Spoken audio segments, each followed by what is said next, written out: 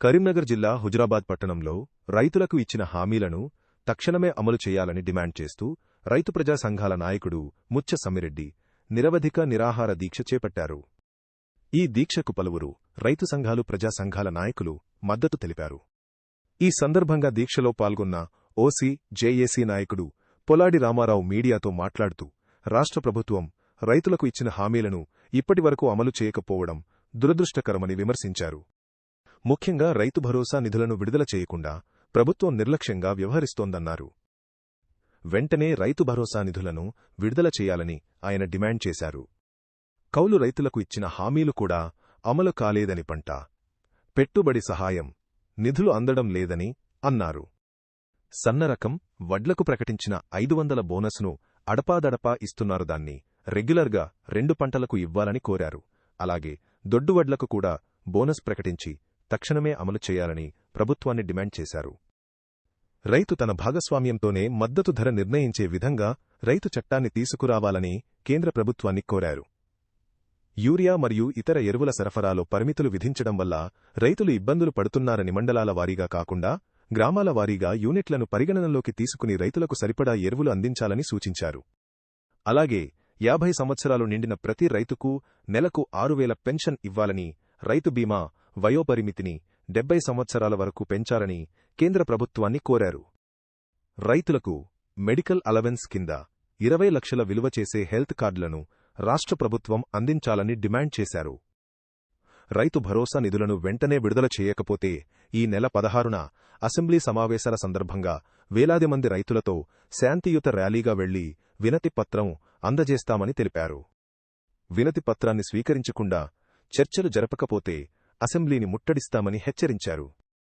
రైతుల న్యాయమైన డిమాండ్ల కోసం పార్టీలకు అతీతంగా ఉద్యమాన్ని కొనసాగిస్తామని తెలిపారు. వచ్చే ఏప్రిల్ 28న కరీంనగర్లో 1,00,000 మంది రైతులతో రైతుల మహాగర్జన సమరభేరీ కార్యక్రమాన్ని నిర్వహించనున్నట్లు ప్రకటించారు. ఏదైతే ధాన్య కొనుగోలు సమయంలో 500 బోనస్ ప్రకటించాలని చెప్పి మేము ప్రత్యేకంగా డిమాండ్ చేస్తున్నాం. అలాగే రైతు తన భాగస్వామ్యంతో మద్దతు ధర నిర్ణయించే భాగస్వామ్యంతో రైతు చట్టం తేవాలని చెప్పి, ప్రత్యేక చట్టం తేవాలని చెప్పి కేంద్ర ప్రభుత్వాన్ని ఈ సందర్భంగా మేము డిమాండ్ చేస్తున్నాం. తర్వాత రైతులకు ఇచ్చిన ఏదైతే హామీలు, ముఖ్యంగా యూరియా కానీ తర్వాత ఎరువులు కానీ దానికి కూడా రేషన్ పెడతారు, బ్లాక్ లిస్ట్ పెడతారు.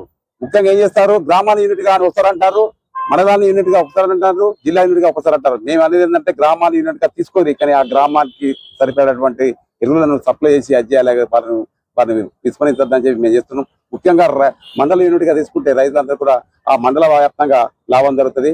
ఏది కానీ ఎరువుల కొరత, కృత్రిమ కొరత సృష్టించద్దు. ఈ రైతు భరోసా నిధులను కూడా ఎప్పుడు కానీ పంట సాగు కాలం లోపలనే తక్షణంగా విడుదల చేయాలని చెప్పి మేము డిమాండ్ చేస్తున్నాం. రైతులకు ఇచ్చినటువంటి కౌలు రైతుల వాపసు చట్టం కూడా తేవాలని చెప్పి, కౌలులకు రైతులకు న్యాయం చేయాలని చెప్పి మేము ఏం చేస్తున్నాం.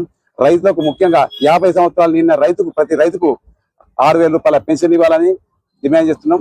తర్వాత ఈ ఏదైతే రైతు బీమా వయోపరిమితి కేవలం 51 సంవత్సరాల ఒకన్నది, 60 సంవత్సరాల ఒకన్నది, దీన్ని ఇన్సూరెన్స్ రెగ్యులేటరీ కేంద్ర చట్టం ప్రత్యేకంగా సవరణ చేసి 70 ఏళ్ల వరకు రైతు బీమా వయోపరిమితిని పెంచాలని చెప్పి మేము డిమాండ్ చేస్తున్నాం.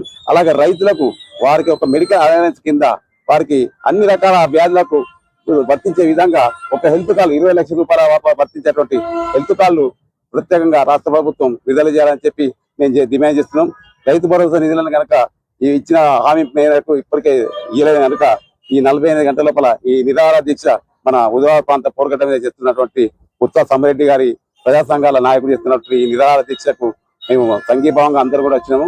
కనుక ఇప్పుడు 48 గంటల లోపల ఈ రైతు భరోసా నిధులు విడుదల చెప్పి మేము డిమాండ్ చేస్తున్నాం. ఒకవేళ కనుక విడుదల చేయకపోతే 16న అసెంబ్లీ వాపతి సమావేశం కూడా మేము శాంతియుతంగా వేలాది మందితో ర్యాలీ నిర్వహించి మేము అక్కడ వినతి పత్రం ఇస్తాం. ఒకవేళ కనుక మా వినతి పత్రం స్వీకరించి మమ్మల్ని సాధారణంగా మాతో చర్చ జరగకపోతే మేము అసెంబ్లీని సాధన చేయకుండా ముట్టడిస్తామని చెప్పి కూడా ఈ సందర్భంగా హెచ్చరిస్తున్నాం.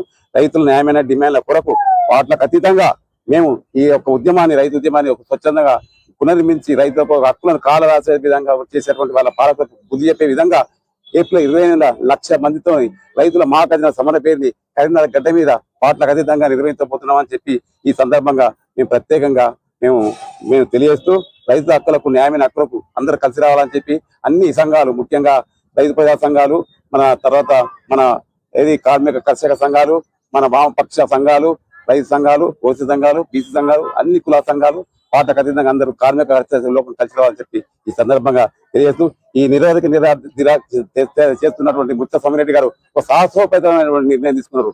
వారికి ముఖ్యంగా ఈ పోరాటాలకు కొత్త కాదు. ఈ పోరాటం ద్వారా ఈ యొక్క గడ్డ మీద మనకు రైతాంగం లోపల ఒక హక్కుల సాధన వరకు ఒక ముందడుగు అడిగింది. ప్రభుత్వం కూడా తక్షణమే రైతుల డిమాండ్లు ఇచ్చిన హామీలను తక్షణమే నెరవేర్చాలని చెప్పి ఈ సందర్భంగా మేము ప్రత్యేకంగా